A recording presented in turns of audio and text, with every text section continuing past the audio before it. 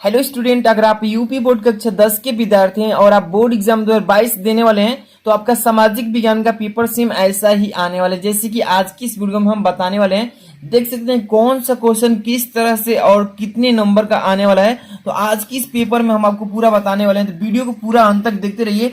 और सबसे पहले मैं बता दूं कि जो आप देख रहे हैं मॉडल पेपर है, ये राजीव प्रकाशन, देख सकते हैं राजीव प्रकाशन क्वेश्चन बैंक। यहाँ पर देखते हैं सामाजिक विज्ञान कक्षा 10 जो कि 30% जो सिलेबस कम हुआ उसके अकॉर्डिंग ये मॉडल पेपर है। सेम ऐसा ही आपका बोर्ड एग्जाम का पेपर भी आने वाला है। ये मॉडल पेपर सबसे पहले आपको जरूर देख लेना है, इसी तरीके से क्वेश्चन पेपर बनेगा। तो वीडियो को लाइक कर देना अगर आप इस चैनल पर नए हैं। ऐसे सारा सब्जेक्ट का most important question chapter wise तैयारी करना चाहते हैं, चैनल को तुरंत सब्सक्राइब करके बेल आइकन प्रेस कर लीजिए। चलिए देख सकते हैं बोर्ड परीक्षा 2022 मॉडल पेपर है और यहाँ पर सामाजिक विज्ञान कक्षा 10। अब यहाँ पे देख सकते हैं समय जो है आपका यानी कि 3 घंटे 15 मिनट का मिलेगा टाइम। सेम जो आपका पेपर बनता है वैसा ही ये सेम वही है। और पूर्णांक जो है आपका 70 मार्क्स का है, ठीक है। 70 मार्क्स का आपका पेपर भी आएगा उसी अकॉर्डिंग।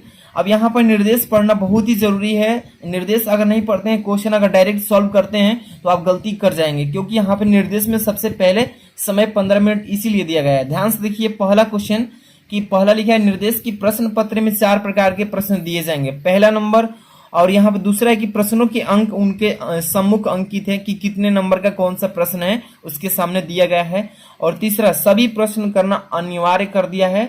और 4 नंबर अपने उत्तरों की पुष्टि चित्रों, रेखा चित्रों, मानचित्रों, आंकड़ों से करिएगा, बताएंगे लास्ट में कैसे करना है। और 5 नंबर देखिए बहुविकल्पी प्रश्न 1 अंक का और लघु उत्तरीय प्रश्न 2 अंक का। और देखिए यहाँ पर अति लघु है और यहाँ पर लघु उत्तरीय 3 अंक का और दीर्घ उत्तरीय प्रश्न 6 अंक का। यही क्वेश्चन में बनाए गए हैं पेपर। अब यहाँ पर चलते हैं सबसे पहले नंबर बहुविकल्पीय क्वेश्चन, यानी कि बहुविकल्पीय प्रश्न आएगा आपका। ध्यान से देखिएगा पहला नंबर निर्देश में कि निम्नलिखित विकल्पों में से सही उत्तर चुनिए। और पहला नंबर लिखा है फ्रांस की क्रांति का अग्रदूत किसे कहा जाता है, नेपोलियन, रूसो, दिद्रो और वाल्टेयर।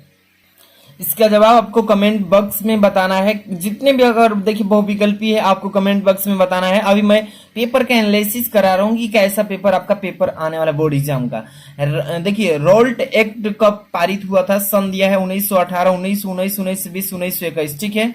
यहाँ पर देखिए मानव अधिकार दिवस कब मनाया जाता है, 10 जनवरी, 10 अगस्त, 10 दिसंबर, 10 जुलाई। यहाँ पे कितने बहुविकल्पी, तो 6 बहुविकल्पी पेपर आएगा, यानी कि 6 नंबर का बहुविकल्पी पहला खंड से आएगा, ठीक है।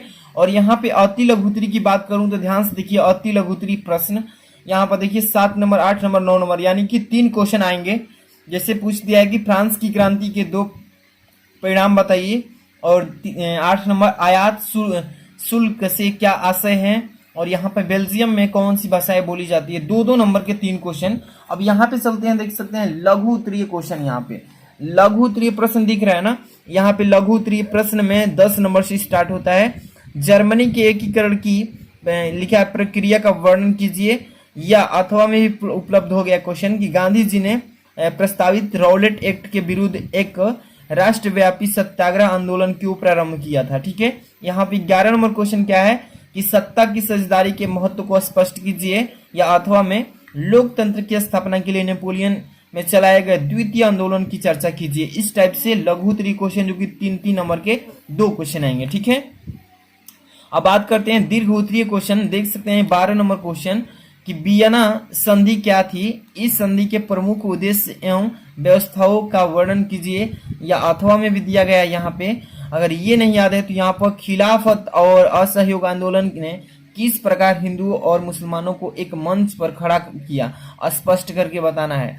देखिए यहाँ पे 6 नंबर पक्का हो जाएगा, कोई एक का जवाब देते हैं। यहाँ पे 13 नंबर क्वेश्चन कि भारतीय संघ में केंद्र राज्य संबंधों का वर्णन कीजिए, या अगर ये नहीं याद है तो अथवा में हित समूह व दबाव समूह के मुख्य लक्षण बताइए। 6 नंबर क्लियर हो जाएगा।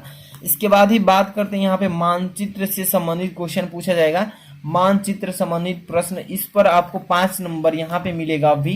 तो देख सकते हैं निर्देश में कि निम्नलिखित स्थानों को भारत के मानचित्र जो चिन्ह दिया है, चिन्ह के द्वारा सहित, चिन्ह द्वारा मतलब नाम सहित सही नाम सही अंकलन के हाफ अंक दिए जाएंगे, ठीक है। कह रहा है कि अगर सही नाम लिखते हैं और चिन्ह दर्शाते हैं तो 1 नंबर मिलेगा, अगर नाम सही लिखते हैं और चित्र गलती बताते हैं चिन्ह तो आधा नंबर काट लिया जाएगा। तो यही चीजें बताया जा रहा है। 14 नंबर क्वेश्चन में 5 क्वेश्चन पूछे जाएंगे। कह रहा है कि असम का वह स्थान जहाँ पे 1926 में कांग्रेस का अधिवेशन हुआ था, और मैप में एक फीलिंग आता, मैप नक्शा में बताना है। इसका मैं ऑलरेडी वीडियो बहुत सारी बना चुका हूँ, है ना।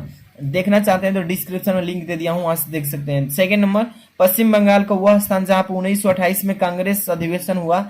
और थर्ड नंबर, पंजाब का वह स्थान जहाँ 1919 में कांग्रेस का अधिवेशन हुआ। चौथा नंबर, वह स्थान जहाँ 1918 में कांग्रेस का अधिवेशन हुआ। और यह पांचवा नंबर, वह स्थान जहाँ नील की खेती करने वालों का आंदोलन हुआ था। तो इस टाइप से क्वेश्चन 14 नंबर में आएगा, जो कि मानचित्र से संबंधित है। इसके बाद देखिए यहाँ पर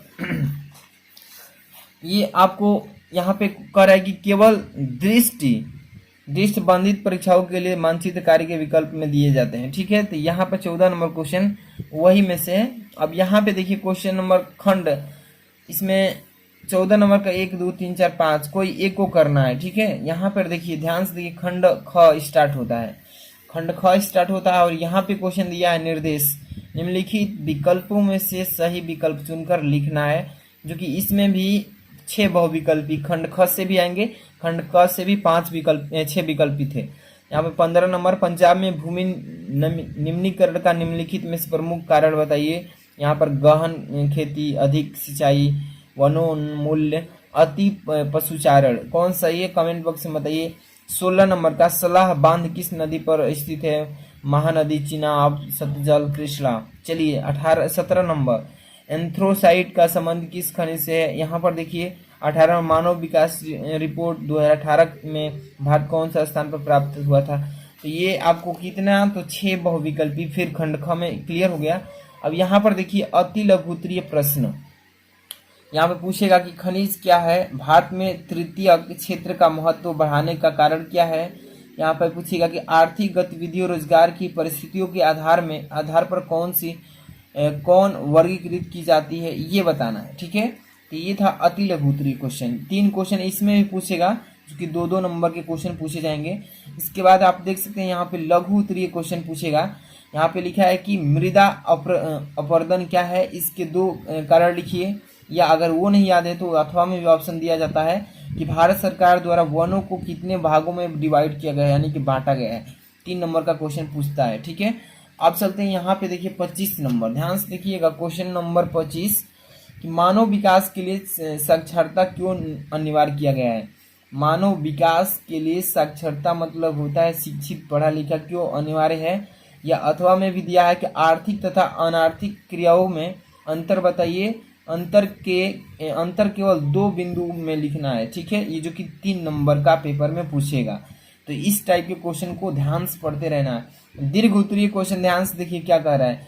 26 नंबर कि भारतीय कृषि के पिछड़ेपन के कि नहीं 6 कारणों को बताइए, जो कि 6 नंबर का पूछ रहा है ना।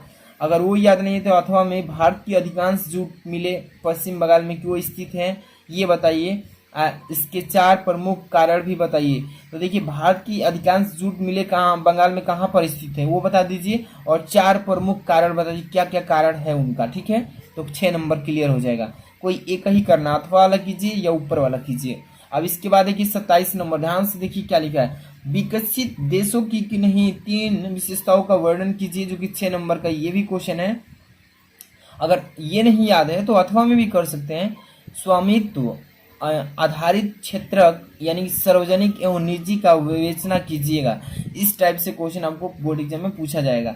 यहाँ पर देखिए 3-3-6 नंबर क्लियर हो जाएगा। अब मानचित्र फिर 28 नंबर क्वेश्चन में आपको देखने को मिलेगा, जैसे कि यहाँ पर आप देख सकते हैं 14 नंबर में भी देखे थे और 28 नंबर में भी देखने को मिलेगा।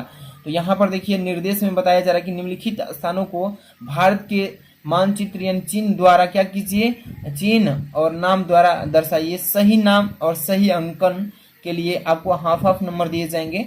तो आपको ध्यान रखना है कि नाम लिखेंगे तो आधा नंबर, फिर सही चिन्ह लगाते हैं तो आधा नंबर, यानी कि दोनों करते हैं तो 1 नंबर। यहाँ पे 28 नंबर में 5 क्वेश्चन पूछे जाएंगे, ध्यान से देख लीजिएगा। पहला है कि तापीय ऊर्जा का एक क्षेत्र चिन्ह द्वारा बताइए। यहाँ पर लिखा है कि दामोदर घाटी परियोजना चिन्ह द्वारा बताइए। कोसी परियोजना चिन्ह द्वारा बताइए। हीराकुंड परियोजना चीन द्वारा बताइए, इसको बताइए। लौह अयस्क की खान चीन द्वारा बताइए। इस टाइप के मानचित्र में आपको पूछा जाएगा क्वेश्चन। तो यानी कि 28 क्वेश्चन केवल सामाजिक विज्ञान में पूछा जाएगा। और केवल यहाँ पर देखिए, केवल दृष्टिबाधित परीक्षाओं के लिए मानचित्र के विकल्प, तो ये आपको नहीं करना है। तो यहाँ पर ध्यान दीजिएगा, ये क्वेश्चन आपको 28 पूछा जाएगा। हम इसका मॉडल पेपर का सलूशन अगर चाहिए, पूरा सलूशन आपको बोर्ड एग्जाम की कॉपी पे बता देंगे कि कैसे लिखना है एक एक क्वेश्चन को। तो कमेंट कीजिए वीडियो में जाकर के हाँ सलूशन चाहिए इस मॉडल पेपर का। और ज्यादा से ज्यादा आपको लाइक करवाना है, इस वीडियो को शेयर करना है ज्यादा से ज्यादा बच्चों में। तो आपको हर एक सब्जेक्ट का मॉडल पेपर का सलूशन साथ में दे देंगे। तो वीडियो के डिस्क्रिप्शन में यहाँ पर टेलीग्राम का लिंक दिया है, वहां पर ज्वाइन हो जाइए, जाकर जुड़ जाइए टेलीग्राम से, वहीं पर आपको मॉडल पेपर भी सेंड कर देंगे। मिलते हैं नेक्स्ट वीडियो में। Thanks for watching.